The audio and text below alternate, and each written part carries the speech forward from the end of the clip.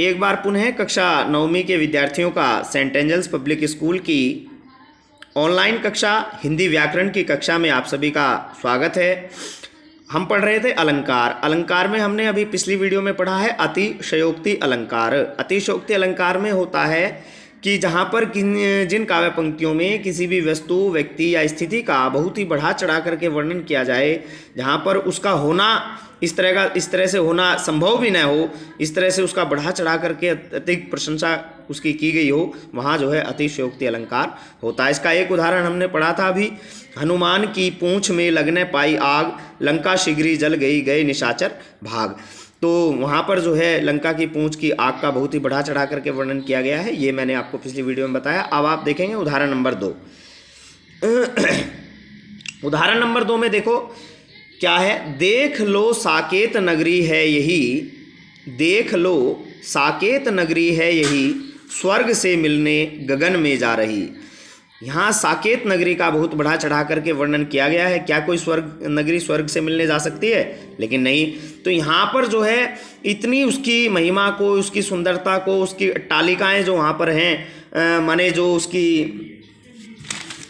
जो वो है उसके बड़ी बड़ी अटारियाँ हैं, और अट्टालिकाएँ अटारियों को कहते हैं जो बड़े बड़े ऊंचे ऊंचे स्थान होते हैं, और वहाँ के जो महल है वो इतने ऊंचे ऊंचे हैं, इतने सुंदर हैं, बढ़िया हैं। तो वहाँ साकेत नगरी का मतलब है अयोध्या नगरी। तो वहाँ जो है उसके अट्टालिकाएँ, उसके महल इतने ऊंचे हैं, तो उसकी महिमा को इस तरह से दिखाया गया है, इस तरह से उसकी प्रशंसा की गई है जो कि होना संभव भी न हो। जैसे देखो कहा गया है कि स्वर्ग से मिलने जा रही है, मतलब उसकी इतनी ऊंची ऊंची अट्टालिकाएँ हैं, इतने ऊंचे ऊंचे महल हैं, उस तरह से उसकी साकेत नगरी की महिमा है कि वह स्वर्ग से मिलने जा रही है।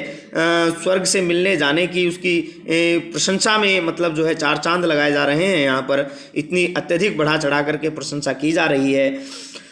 तो इस उदाहरण के माध्यम से साकेत नगरी यानी अयोध्या नगरी इतनी महान है कि वह स्वर्ग से मिलने जा रही है। साकेत नगरी में मतलब ऊंची ऊंची अट्टालिकाएँ हैं। साकेत नगरी में जो है महल इतने ऊंचे हैं कि वह भी स्वर्ग, ऐसा लग रहा है कि वह स्वर्ग से मिलने जा रहे हैं। तो यहाँ पर ऐसा लग रहा है कि वह नगरी जो है स्वर्ग से मिलने जा रही है। तो यहाँ पर जो है कवि ने जो है एक लोक सीमा का उल्लंघन करते हुए उसकी जो है लोक सीमा से परे जो है साकेत नगरी की महिमा का वर्णन किया है। उसकी ऊंचाइयों का, उसकी अट्टालिकाओं का, उसके महलों का, ऊंचे ऊंचे महलों का वर्णन किया गया है।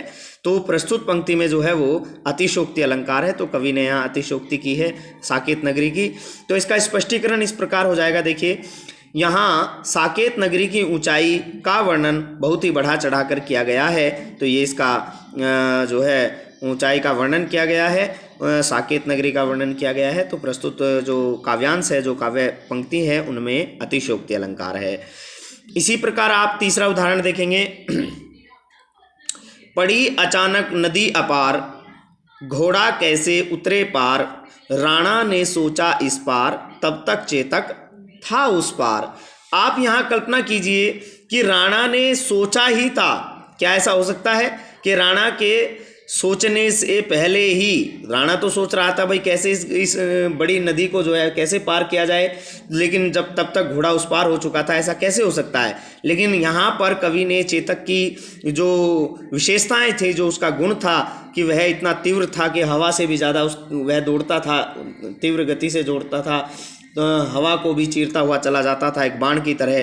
तो चेतक के यहाँ राणा के घोड़े के चेतक के गुण का वर्णन किया गया है, और इतना वर्णन कर दिया गया है कि लोक सीमा से परे बात की गई है, जो है जिसका होना संभव नहीं है, वह इतनी प्रशंसा उसकी की गई है।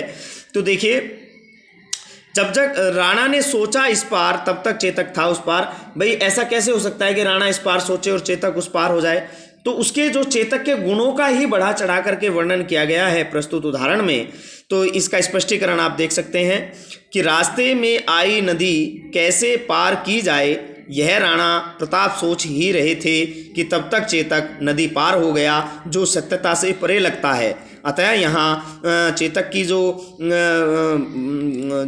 गुण है, चेतक के अंदर जो विशेषताएं हैं, उनका बहुत ही बढ़ा चढ़ा करके वर्णन किया गया है, उसकी अतिशयोक्ति की गई है। तो जो है प्रस्तुत पंक्तियों में अतिशयोक्ति अलंकार है। तो इस तरह से मैंने आपको अतिशयोक्ति अलंकार पढ़ाया। अतिशयोक्ति अलंकार के आपको 1 या 2-3 उदाहरण आपको याद कर लेने चाहिए, बहुत ही ईजी उदाहरण है। अतिशयोक्ति अलंकार में बहुत ही बढ़ा चढ़ा करके वर्णन किया जाता है, जो सत्यता से परे होता है, जो लोक सीमा से परे होता है, जो होना संभव नहीं होता है। तो इस तरह से मैंने आपको जो है अतिशयोक्ति अलंकार समझाया।